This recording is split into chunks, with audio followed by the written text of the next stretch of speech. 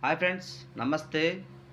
ఇప్పుడు ప్రజాపాలనలో ration card కొరకు పెట్టుకున్నోళ్ళ అప్లికేషన్ గవర్నమెంట్ లిస్టులో మనకుందో లేదో తెలుసుకోవడానికి మన చేతిలో ఉన్న సెల్లులో గూగుల్ తల్లి ఉంది కదా, గూగుల్ తల్లిలో ఎలా తెలుసుకోవాలి అనేది నేను ఇప్పుడు చెప్పబోతున్నా ఇన్ఫర్మేషన్.